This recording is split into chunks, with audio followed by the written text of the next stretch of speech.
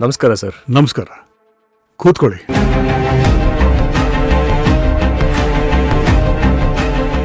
ಯಾಕೆ ಹೀಗೆ ಮಾಡ್ತಿದ್ದೀರಾ? ಆಫೀಸಿಗೆ ಬಂದು ಗಲಾಟೆ ಮಾಡಿದ್ರಿ, ಇವಾಗ ಮನೆಯವ್ರಿಗೂ ಬಂದಿದ್ದೀರಾ? ಸರ್ ಗಲಾಟೆ ಅಲ್ಲ ಸರ್, ಕ್ಲಾರಿಫಿಕೇಶನ್ ಅಷ್ಟೇ ಸರ್. ಅವ್ರು ನಿಮ್ಮ ಮಗಳು ಭೈರವಿನ ಅಥವಾ ನಮ್ಮ ಸಿಂಧುನ ಅನ್ನೋದು ಗೊತ್ತಾದ್ರೆ ಸಾಕು ಸರ್. ನಿಮ್ಮ ನಡವಳಿಕೆ ಬಹಳ ವಿಚಿತ್ರವಾಗಿದೆ. ಅಲ್ಲ ರೀ, ನಾನು ಅಷ್ಟು ಹೇಳಿದ ಮೇಲೂ ಅವಳು ನನ್ನ ಮಗಳು ಅಂತ ನೀವು ಯಾಕೆ ನಂಬ್ತಿಲ್ಲ? ಸರ್ ಇದೇ ಪ್ರಶ್ನೆ ನನಗೂ ಕಾಡ್ತದೆ ಸರ್. ನಾನು ನಿಮ್ಮನ್ನ ಹೇಗೆ ನಂಬಿಸ್ಲಿ? ಅವಳು ಸಿಂಧುನೇ ಸರ್. ಒಂದ್ ನಿಮಿಷ ಸರ್, ಅವಳು ಸಿಂಧುನೇ ಅನ್ನಕ್ಕೆ ನನ್ನ ಹತ್ರ ಸಾಕ್ಷಿ ಇದೆ ಸರ್. ಒಂದ್ ನಿಮಿಷ.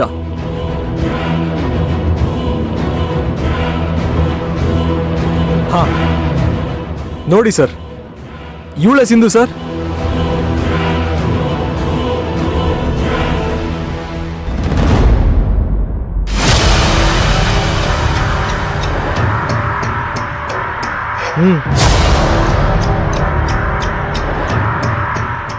ಇವಳು ನನ್ನ ಮಗಳ ಥರನೇ ಇದ್ದಾಳೆ.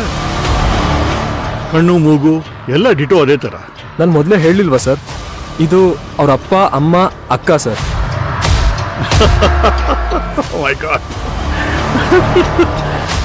ಅಲ್ಲಪ್ಪ, ನೀನು ಯಾಕೆ ಫೋಟೋಶಾಪ್ ಮಾಡಿಸಿರ್ಬಾರ್ದು ಸಾರ್? ಅವ್ರಪ್ಪ, ಅವ್ರ ಅಮ್ಮ, ಅವ್ರ ತಂಗಿ. ಅಲ್ಲಪ್ಪ, ಏನ್ ಹೇಳಕ್ ಹೊರಟಿದ್ಯಾ ನೀನು? ನೀನು ಹುಚ್ಚ ಅಂತ ಗೊತ್ತು, but I am okay man. Sir ನಾನು ಫೋಟೋಶಾಪ್ ಮಾಡಿಸಿಲ್ಲ ಸರ್. ನಾನು ಸಿಂಧು ಚಿಕ್ಕ ವಯಸ್ಸಿಂದ ಒಟ್ಟಿಗೆ ಬೆಳೆದವರು ಸರ್. ನಾನು ಅವ್ನ ಪಕ್ಕದ ಮನೆಯವನು ಸರ್. ಸರ್ ಅವ್ಳು ನಮ್ಮ ಮನೆಯಲ್ಲ ಜಾಸ್ತಿ ಬೆಳೆದಿದ್ದು ಸರ್. ಓಕೆ, ನಿಮ್ ಸಿಂಧು ನಿಮ್ಮ ಮನೇಲಿ ಬೆಳೆದ್ಲು, ಸಂತೋಷ. ಆದ್ರೆ ನನ್ನ ಮಗಳು ಭೈರವಿಗೂ ಸಿಂಧುಗೂ ಏನಯ್ಯ ಸಂಬಂಧ? ಮತ್ತೆ ಏನ್ dad discussion? Sindhu Sindhu sir sir please. ನೆನ್ನೆ ನೀವೇ ಅಲ್ವಾ ಆಫೀಸಿಗೆ ಬಂದಿದ್ದು? ಹೌದಮ್ಮ, ಇವತ್ತು ಸಾಕ್ಷಿ ಜೊತೆ ಬಂದಿದ್ದಾರೆ. ಕೊಡಪ್ಪ ಇಲ್ಲಿ.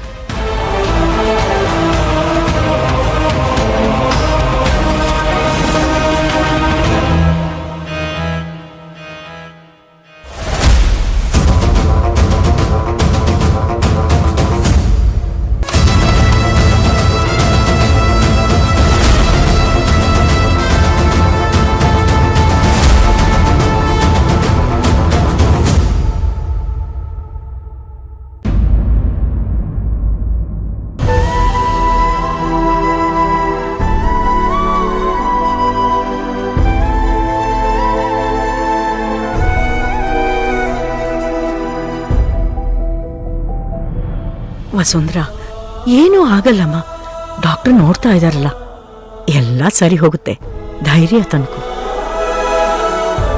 ಹೌದು ಅತ್ಗೆ, ಏನೂ ಆಗಲ್ಲ.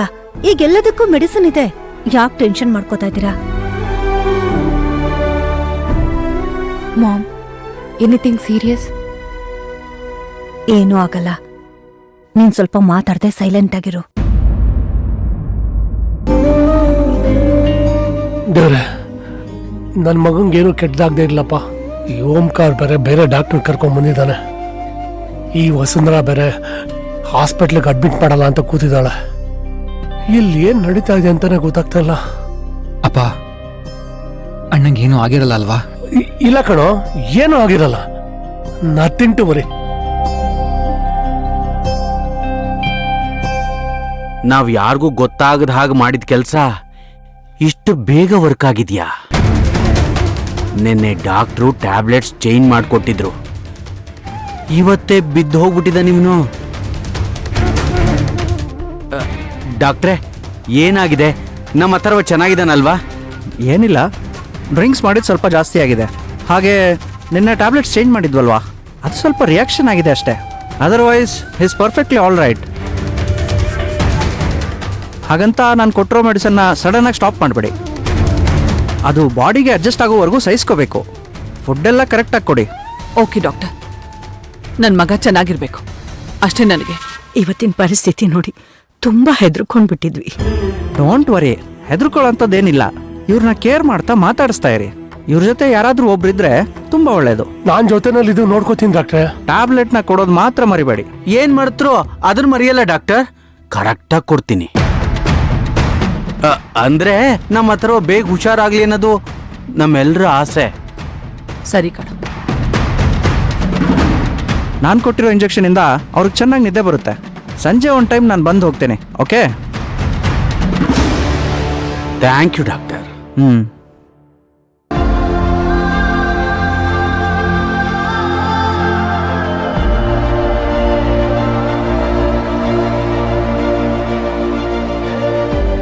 ಮಾಮ್, ಜಾಸ್ತಿ ಟೆನ್ಷನ್ ಮಾಡ್ಕೋಬೇಡಿ.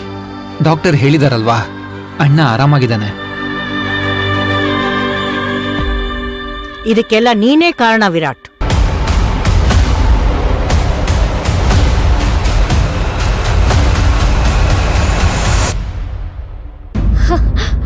ಡ್ಯಾಡ್, ಈ ಹುಡ್ಗಿ ನೋಡಕ್ ನನ್ ತರಾನೇ ಇದ್ದಾಳೆ. ಫೋಟೋಶಾಪು ನಂತರನೂ ಮಾಡ್ಬೋದಮ್ಮ. ಇವರೆಲ್ಲ ಯಾರು? ಅವ್ರ ಅಪ್ಪ ಅಮ್ಮನ? ಇದೇನ ಹೀಗೆ ಹೇಳ್ತಾ ಇದೀಯಾ? ಎಲ್ರೂ ಸೇರ್ಕೊಂಡ ಹತ್ರ ಸುಳ್ಳು ಹೇಳ್ಬೇಡಿ.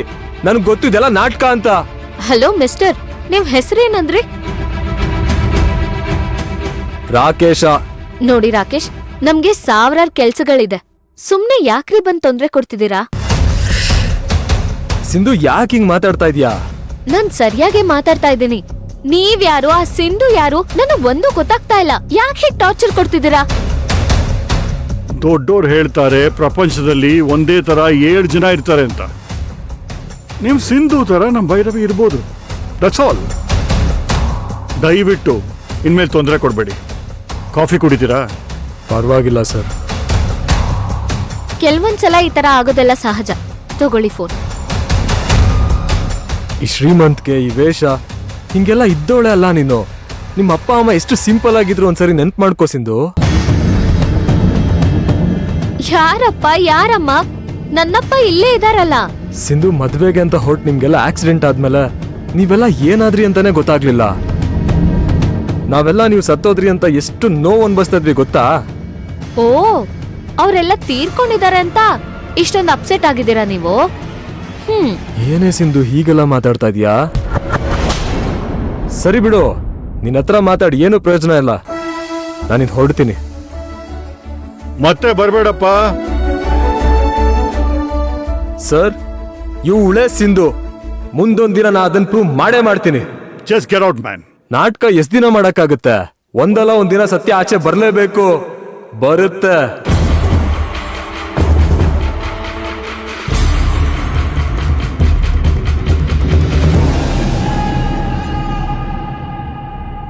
ಅಜ್ಜಿ, ಏನ್ ಹೇಳ್ತಾ ಇದ್ದೀರಾ? ನಿಮಗೋಸ್ಕರ, ಈ ಮನೆಗೋಸ್ಕರ ನಿಮ್ಮಮ್ಮ ಎಷ್ಟು ಕಷ್ಟಪಟ್ಟಿದ್ದಾಳೆ ಅಂತ ಗೊತ್ತೇನೋ ನಿಮ್ಗೆ? ನಿಮಗ್ ಸ್ವಲ್ಪನೂ ಅದ್ರ ಬಗ್ಗೆ ಯೋಚನೆನೇ ಇಲ್ಲ. ಅಜ್ಜಿ, ನಾನೇನ್ ಮಾಡ್ದೆ? ಮಾಮ್ ಹೇಳಿದ್ನ ಕೇಳ್ತಾ ಇದೀನಲ್ವಾ? ಮಾಮ್ ಮಾತನ್ನ ಯಾವತ್ತಾದ್ರೂ ಮೀರಿದಿನ? ಅಥರ್ವ ಮಿಡ್ಲ್ ಕ್ಲಾಸ್ ಹುಡುಗಿನ ಲವ್ ಮಾಡ್ದ ಅಂತ ಅವನು ಬೇಜಾರಾಗ್ಬಾರ್ದು ಅಂತ ತನಗಿಷ್ಟ ಇಲ್ದೇ ಇದ್ರೂ ಈ ಮದ್ವೆಗೆ ಒಪ್ಕೊಂಡ್ಲು ನಿಮ್ಮಮ್ಮ. ಆದ್ರೂ ಹೀಗಾಗೋಯ್ತು. ಆದ್ರಿಂದಾನೆ ನಿಮ್ಮಣ್ಣ ಹೀಗಾಗೋಗ್ಬಿಟ್ಟಿದ್ದಾನೆ. ಇದನ್ ನೋಡಿ ನಿಮ್ಮಮ್ಮ ಟೆನ್ಷನ್ ಅಲ್ಲಿ ಬಿದ್ದಿದ್ದಾಳೆ.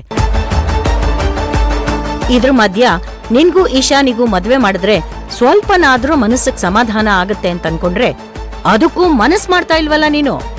ಅದು ನಿಮ್ಮಮ್ಮ ತುಂಬಾ ನೊಂದಿದಾಳ್ ಕಣೋ. ಈ ಮನೆಯಲ್ಲಿ ಒಂದ್ ಒಳ್ಳೆ ಶುಭ ಕಾರ್ಯ ಆದ್ರೆ ಎಲ್ಲ ಸರಿ ಹೋಗುತ್ತೇನೋ ಅನ್ನೋ ಯೋಚನೆ ಅವಳಿಗೆ. ಈಗ ನಾನು ಏನ್ ಮಾಡ್ಬೇಕು? ನೀನು ಮದ್ವೆಗೆ ಒಪ್ಕೋಬೇಕು.